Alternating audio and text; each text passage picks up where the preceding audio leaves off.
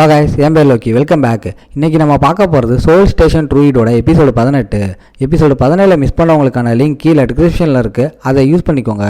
வீடியோக்குள்ளே போகிறதுக்கு முன்னாடி மறக்காமல் அந்த லைக் பட்டனை தட்டி விட்டு சப்ஸ்கிரைப் பண்ணிக்கோங்க. வெயிட் பண்ணது போதும், வாங்க ஸ்டோரிக்குள்ளே போகலாம்.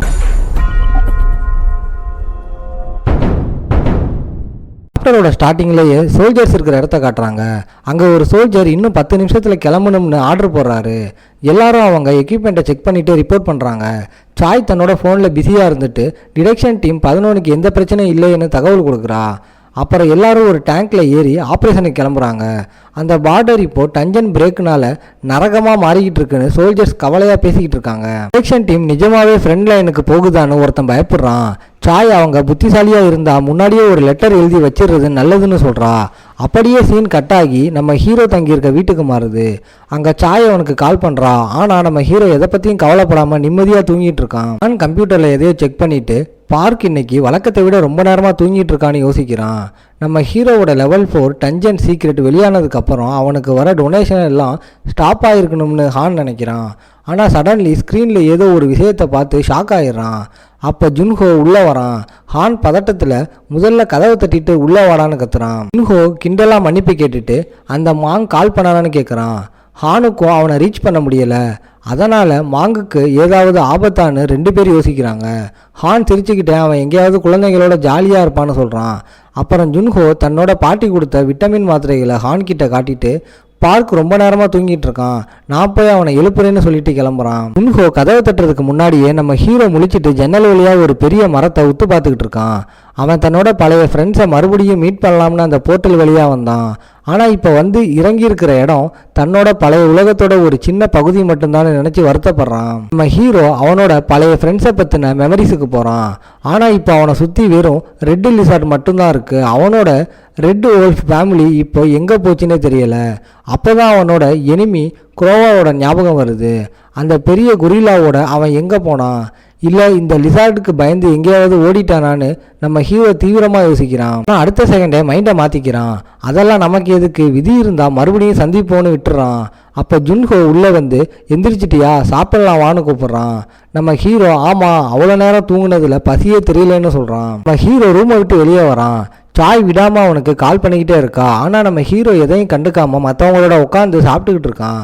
அப்போ சடன்லி அந்த பிளாண்டி பொண்ணு எங்கன்னு அவன் கேட்குறான். டேய், இவ்வளவு நாள் கூட இருந்தும் உனக்கு அவள் பேர் கூட தெரியாதான்னு மற்றவங்க எல்லாம் ஷாக் ஆகி கேட்குறாங்க. ஹீரோ ஏன் அவள் பேர் பிளாண்டி இல்லைன்னு அப்பாவியாக கேட்குறான். அவனுங்க ரியாக்ஷனை பார்த்து குழம்பி போகிறான். ஹான் செம்ம ஷாக்கில் அவள் பேர் சாய்டான்னு சொல்கிறான். நீயும் சாயும் முன்னாடி ரொம்ப க்ளோஸ் இல்லையான்னு கேட்குறான். நம்ம ஹீரோ அந்த வீட்டிலையான்னு கேட்குறான். அப்போ ஜுன்ஹோ சொல்கிறான் அவளை ஃபீல்டுக்கு அனுப்ப போகிறாங்களாம். ஆனால் நம்ம ஆள் எனக்கு எதுவும் தெரியாதுன்னு சொல்கிறான். ஜுன்ஹோ பதிலுக்கு நீ கால் அட்டன் பண்ணாததால தான் அவள் ஃபோன் பண்ணான், நம்ம கில்டுக்கு புது ஆள் எடுக்கணும்னு சொல்கிறான். நம்ம ஹீரோ கொஞ்சம் கூட ஆர்வம் இல்லாமல் கண்டிப்பாக எடுத்தே ஆகணுமான்னு கேட்குறான்.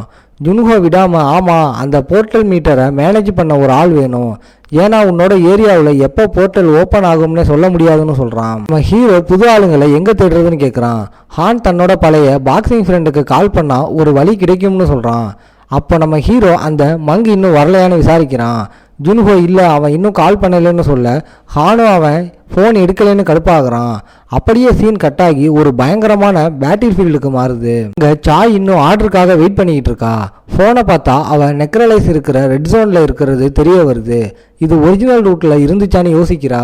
அப்புறம் அதெல்லாம் எதுக்குன்னு ஃபோனை ஆஃப் பண்ணிடுறா. இந்த பக்கம் நம்ம ஹீரோ அவகிட்டே இருந்து 2 மிஸ்டு கால் வந்ததை பார்க்குறான். திரும்ப கால் பண்ண ட்ரை பண்ணுறான். ஆனால் அவன் நம்பர் அன்அவைலபிள்னு வருது. அப்படியே சீன் மாறினா டேங்க்ஸ் ஒரு புது லொக்கேஷன் நோக்கி போய்கிட்டு இருக்கு. சுற்றி ஜாம்பிங்க கூட்டமாக இருக்குதுங்க. நம்ம ஹீரோ திரும்ப கால் பண்ண ட்ரை பண்ணுறான். அந்த பக்கம் சாயோட ஃபோன் ரத்தக்கரையோட கீழே கிடக்குது. அவள் ஃபோன் எடுக்கலைன்னு நம்ம ஹீரோ புரிஞ்சுக்கிறான். கொஞ்ச நேரத்தில் ஒரு கார் நம்ம ஹீரோ வீட்டு வாசலில் வந்து நிற்கிது. அங்கே மீசோ ஜுன்ஹோ கிட்ட வந்துட்டோம்னு சொல்லிட்டு ஹீரோவை பார்க்கலாமான்னு கேட்குறா.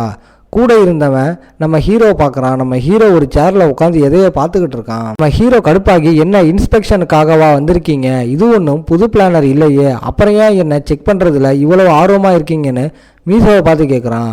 அதுக்கு மீசோ உன்னோட டஞ்சன் பவருக்கு பின்னாடி இருக்கிற அந்த சீக்கிரட்டை நான் தெரிஞ்சுக்கணும்னு நேரடியாகவே அவன்கிட்ட சொல்கிறான். அதுக்கு நம்மளால் எத்தனை தடவை சொல்கிறது, 1000 வருஷம் கஷ்டப்பட்டு ட்ரெயின் பண்ணணும், ஏன் இன்னும் நம்ப மாட்டீங்கன்னு நக்கலாக கேட்குறான். கூட இருந்தவன் விளையாடாத, நாம் ஒரே நாட்டுக்காரங்க, நாட்டுக்கு ஒரு கஷ்டம்னா ஒருத்தருக்கு ஒருத்தர் ஹெல்ப் பண்ணிக்கணும்னு சொல்கிறான். ஹீரோ என்ன சொல்கிறீங்கன்னு கேட்குறான். லெவல் 6 டஞ்சன்ஸ் அதிகமாகிடுச்சு, டஞ்சன் பிரேக் ஆகிற நேரமும் குறைஞ்சிருச்சு, இதனால் சாப்பாடு ஆளுங்க பற்றாக்குறைன்னு பெரிய பிரச்சனையாக இருக்கும்னு அந்த ஆள் எக்ஸ்பிளைன் பண்ணுறான். கிரேட் ஷிஃப்ட்டுக்கு அப்புறம் பரவின வைரஸால் பாதிக்கப்பட்டவங்களை நெக்ரைல் சொல்கிறோம். மேப்பில் ரெட் மார்க் போட்ட இடமெல்லாம் இந்த நெக்ரோஃபைல்ஸ் இருக்கிற ஆபத்தான ரெட் ஜோனுன்னு அவன் சொல்கிறான்.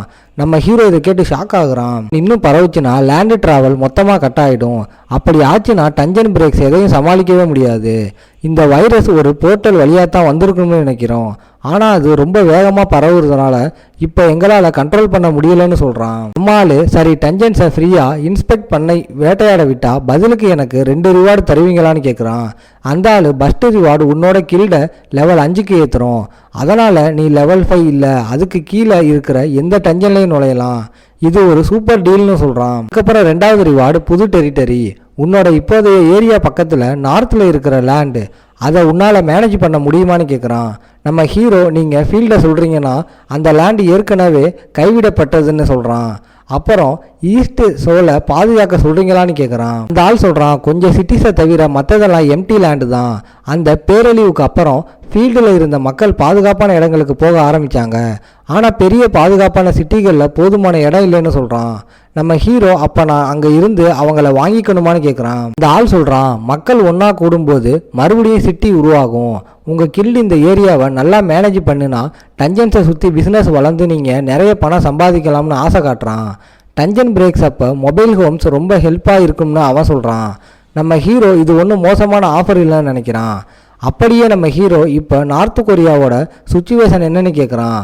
பேரழிவு ஆரம்பமானப்போ அவங்களோட கமாண்ட் சிஸ்டம் மொத்தமாக அடி வாங்கிடுச்சுன்னு அந்த ஆள் பதில் சொல்கிறான். நார்த் கொரியாவில் உள்நாட்டு கலவரம் வந்து சிஸ்டம் மொத்தமாக காலி ஆயிடுச்சு, அங்கே இருந்த நிறைய பேர் தப்பிச்சு மெயின்லேண்டுக்கு வந்துட்டாங்க, மிச்சம் இருக்கிறவங்க உயிருக்காக அலைஞ்சிட்டு இருக்காங்க. டஞ்சன்ஸை மேனேஜ் பண்ண அங்கே ஆள் இல்லாததால் எல்லா இடத்துலையும் டஞ்சன் பிரேக்ஸ் நடந்து ஊரே சதறி கிடக்குது. இப்படியே போனால் சவுத் கொரியாவுக்குள்ளே வரதுக்கு எவ்வளோ நேரம் ஆகும்னு கேட்குறான். நம்ம ஹீரோ யோசிக்கிறான், ஒருவேளை நாம் தப்பாக நினைக்கல போலன்னு. அதுக்கப்புறம் ஆஃபரை ஏற்றுக்கிட்டு கான்ட்ராக்ட் சைன் பண்ணலாம்னு சொல்கிறான். மீசோ சந்தோஷமாக சரியான முடிவு எடுத்திருக்கீங்கன்னு சொல்கிறான். நம்ம ஹீரோ நாட்டில் 30 நாள் இருக்கணும்னு ஒரு ரூல்ஸ் இருந்துச்சு, அதை தூக்கிட்டீங்களான்னு கேட்குறான். அந்த பொண்ணு ஆமான்னு சொல்கிறா. நம்ம ஹீரோ எனக்கு 2 பர்சனல் ரெக்வஸ்ட் இருக்குது. முதல்ல டைமென்ஷனல் எனர்ஜி மெஷரிங் டிவைஸை செஞ்ச சயின்டிஸ்ட்டை நான் பார்க்கணும், 2வது சடன்லி ஃபோன் எடுக்காத என்னோட கில்டு மெம்பர் மாங் கண்டுபிடிக்க ஹெல்ப் பண்ணணும்னு கேட்குறான். கேட்டு மீசோ 2மே ஈஸியான ரெக்வஸ்ட் தான், நாங்கள் பார்த்துக்குறோம்னு சொல்கிறா. நம்ம ஹீரோ எந்திரிச்சு நான் மிஷினை ஸ்டார்ட் பண்ணுறேன்னு சொல்கிறான். கொஞ்ச நேரத்தில் சீன் ஒரு பில்டிங்குக்கு மாறுது. அங்கே 3 பேர் ஒரு சேர் கிட்ட வெயிட் பண்ணிக்கிட்டு இருக்காங்க.